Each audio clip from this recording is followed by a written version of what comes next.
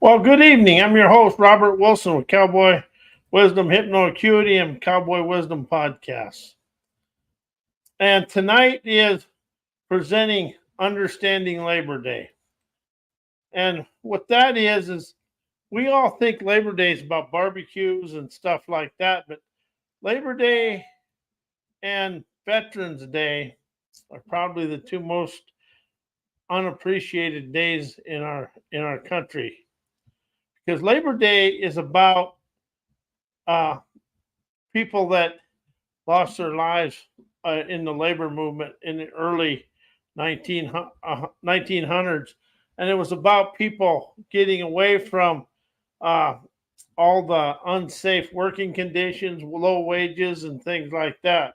But Labor Day is a federal holiday in the United States celebrated on the first Monday of September to honor and recognize the American labor movement and the works and contribution of laborers to the development and achievement of the United States.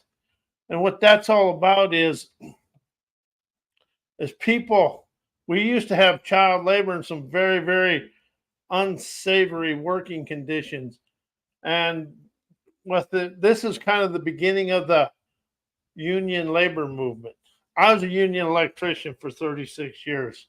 This day means a lot to me. But, everybody dislikes a union because that come a lot from the media rhetoric and people that got into management and they'd cut down the labor and say it's always labor's fault. The biggest thing in this country is, oh yeah, the unions did it. And the unions had nothing to do with it. They had their parts of it, but it was management blaming it on the unions. And what's really shallow is the United States people believe whatever the media tells them or the government, and they want to blame it on something because at one time it took a lot of stringent conditions to get into the union and they had higher wages. And one thing about the world is college education is anti-wage, and the third world enslaving business mindsets of business is anti-wage, except when it comes to their wages. See, something I've really awakened to is a $40 million CEO has what to do with the price of all the products going out. And that's something that's being brought up. Labor actually, when people want to open up to the truth, wages are the roots of our economy. Just like economy is like a tree, you got the roots, the trunk, and then you got the branches and the branching out and the leafing out. Well, in the economy, wages are the roots because money flows up, and all these profits that the corporations talk about, they feed to Wall Street. None of that comes down. Yes, I'm for people making money, but when you keep starving the roots, it isn't long until the top comes tumbling down. See, what I'm talking about is, they used to have child labor and unsafe working conditions and a lot of fatalities on the job site. The city center in Las Vegas, oh, I forget when it was, around 2014, 15, somewhere in there. They had a slew of people getting hurt. And the thing about unsafe working conditions is that comes from the top. But of course, I'm going to say I've done my share of unsafe stuff too. But what it really is the end of child labor and also better working conditions, also higher wages and benefits and insurance and the betterment of people, a betterment of people working lives. And the last, ever since about 2003, the working conditions and everything was going kind of sliding downhill for the unions. And a lot of that has to do with union leadership, and that's a whole new thing. But really what it is people become scared. And when you become job scared, you're going to do things to keep your job. And the this I am going to say, when I got in the union in 1991, we had foremen that could run work. And when I got out of the union in 2021 or 22, the foreman we had in the 90s could throw an empty ink pen on the ground, and the foremen we have today aren't even qualified to bend over and pick it up, bend that and take it to the garbage. And that's one thing I want to say. We started using young kids fresh out of apprenticeship, and they started running work, and we let the experience retire, and now we're in the shape we're in. But we're in that shape all over because everybody goes for the dollar. And when the unions first started, it was about quality of life. And as the unions grew older, it became about money. And that's just like the whole world. In the 60s, we kind of had a better life. And I'll tell you what, the 60s and 70s were way better than it is today. And I'm going to say that. But also, you have to understand the manipulation of the education and the government and the media and all that in order to rise out of it. And something I understand we had a saying in the union: if you want to screw it up, put college education in charge. And it did. You look at the world. Used to be you had to have some common sense, but we've kind of educated that out of ourselves, and we've become this AI computerized world. And what we're really doing is stealing the individual innovation from people. But something I really want people to understand, all third world countries pretty much have 3 or 4 correlating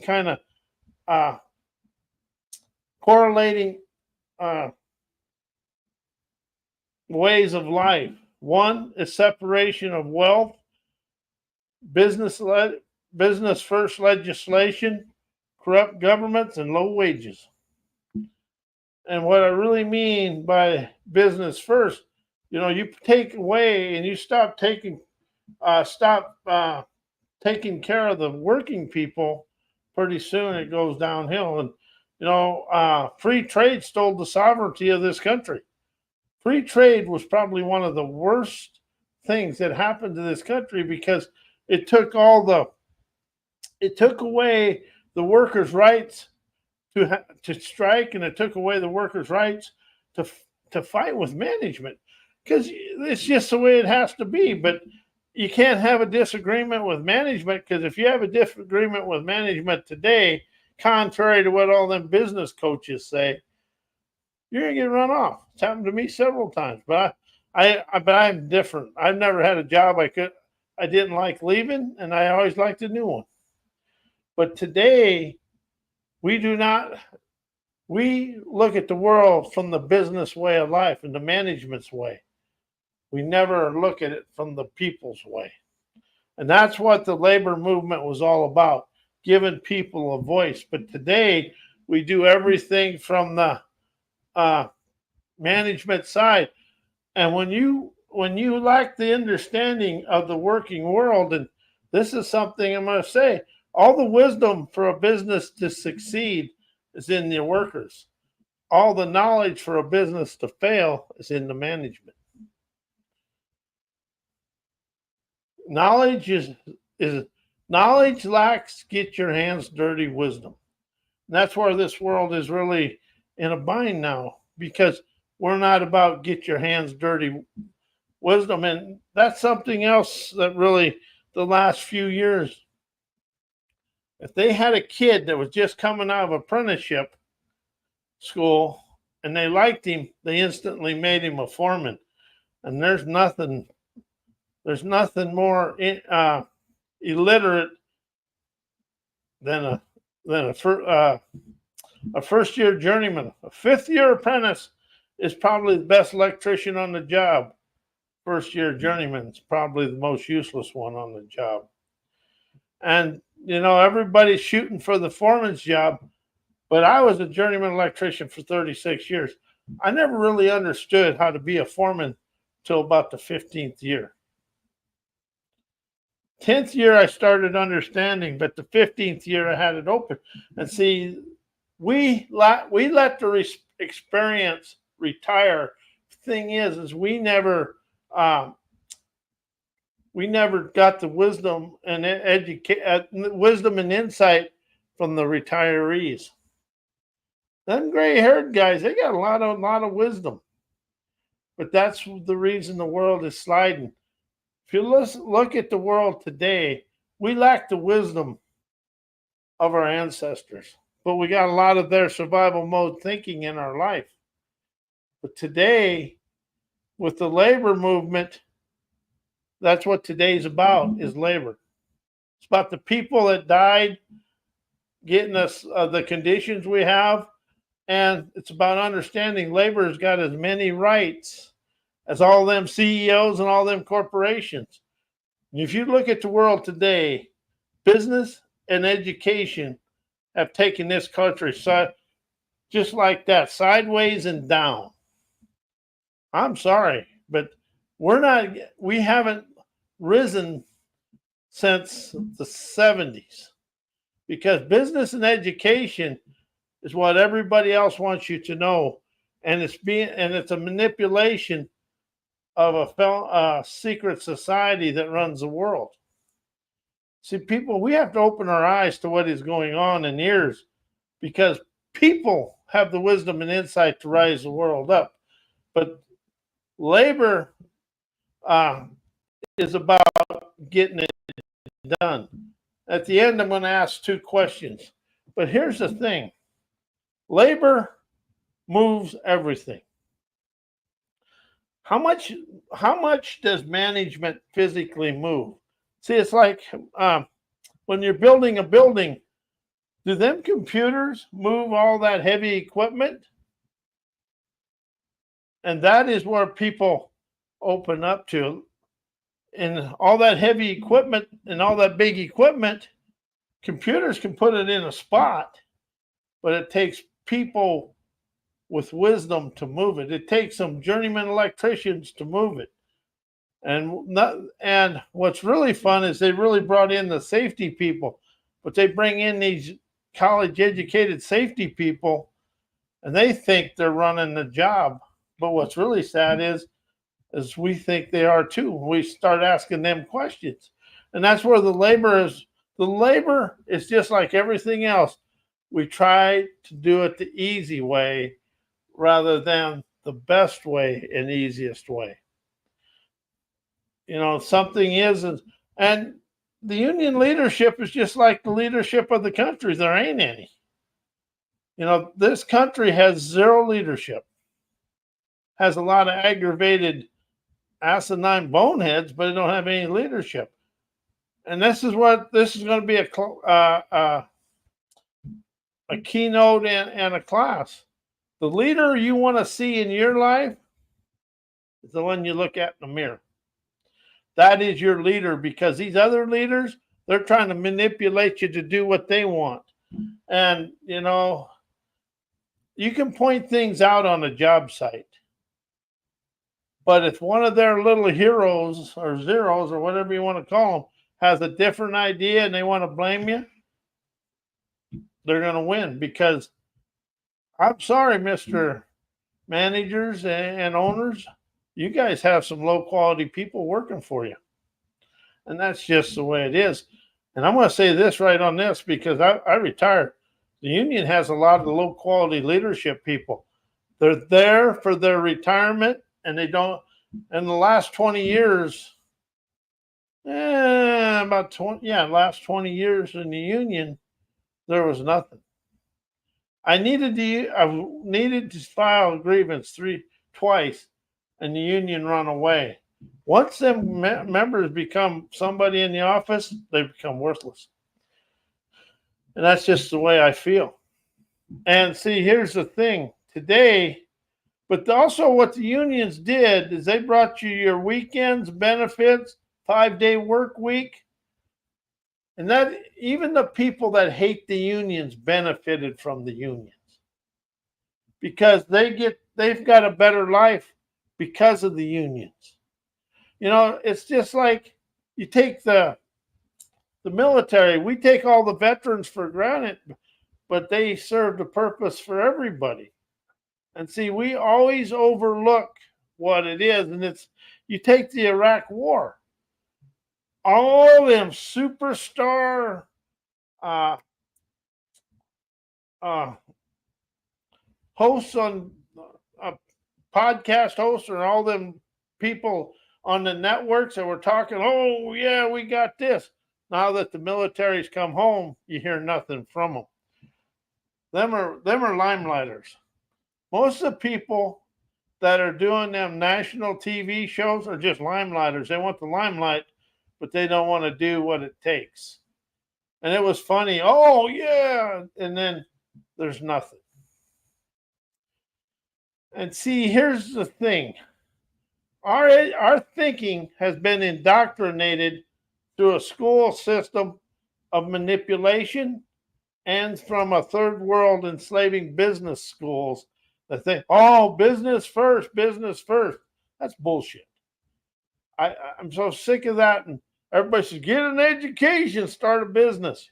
You can get the education without going to one of them college medicated malarkey places. And, as far as you can get the business knowledge, everything you want off of YouTube. YouTube is a PhD without the knuckleheadedness of college education and the professors. Now, like a doctor and things like that, you have to go. But for like business and entrepreneurship, you can get them 5 minutes to 20 minutes at a time. And if you look at the world today, we've got all this business going on. Oh, business, business, business. And if you really listen, it sounds like a microphone in a file cabinet, because business is a name on a file, on a piece of paper in a file cabinet. Oh, you got to do this and you got to do that. Well, I've been around this for 3 years now, steady. And I'll tell you what, it's not what it's cracked up to be. But what it is you got to find people out there. And the thing about it is they don't have get your hands dirty wisdom. They got knowledge, and that's all. And that's where it stops. Knowledge hasn't had the experience. It's like you look at the undercover boss, and they want to go out there and they start going out on the production floor and they're doing all this, and the people are good to them until they hit that one guy and he fires them. Because what looks easy to you, there's some intricate things going on there. There's some little movements you don't catch, because it's just like when somebody tells you how they did their business, they always omit the tiny little things they did. And see, the world is programmed into thinking business and education will rise the world. Well, if you go back to 1994, before free trade come in, and then witness that, and then look at it today, free trade stole the sovereignty of this country. And that was the biggest farce ever laid on the American people. And today, when I read a business coach's stuff, I just leave it, because they're too indoctrinated with education, and they don't have the communication skills to talk to people. College education has very little good communication skills. And the thing about the labor movement back in the 1900s, that was a tough bunch of people that started the movement and liberated people from the onslaught of the corporations. I'm going to be honest with us, people today, we wouldn't be tough enough to do that. But I'm going to tell you this. The world is getting ready to show us how to do it. And, and as I observed, the union raised wages, stopped child labor, and a 5-day work week, benefits and health insurance, raising the quality of life for people. But today, when we was on the job site, people would cut the corners just to keep their jobs. So basically, the workers today, some of them took away what it did. And I'm going to be honest with you, labor unions have lost their way and fell prey to the world condition of zero leadership. And union leaders dummy the agreements down so it's easy for them. You know, the union I got into, there was nothing like it when I walked out of it. And the unions are just like the world. We have zero leadership in this world. It's all greedy, seedy. If it can make $1, you have legislation. If it doesn't make $1, it's nothing. And something I really want people to know. Look at being an entrepreneur. Never get to be in business. Business locks up the mind. Entrepreneur flows from here up. And if you look at the world, the separation of wealth creates a corrupt, inept government that we have today. Thinking low wages is the answer to everything is a lie that never dies. Thinking low wages is the answer to everything is a lie that never dies. Yet it stops economic growth. And the world is stuck in a third world enslaving mindset. Low wages, business make high profits, corporate and elected officials do whatever a corporation or a CEO wants them to do.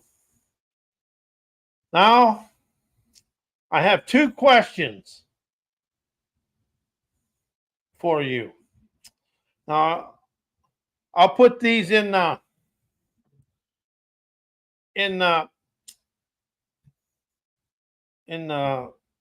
the bottom of this. What will occur if the management, CEOs, business coaches, business gurus, life coaches, hypnotherapists, psychologists, upper management, and all the CEOs went home for 30 days? Would the world still function? Yes. There would be chaos, yet but life would go on. I want you to open up to that.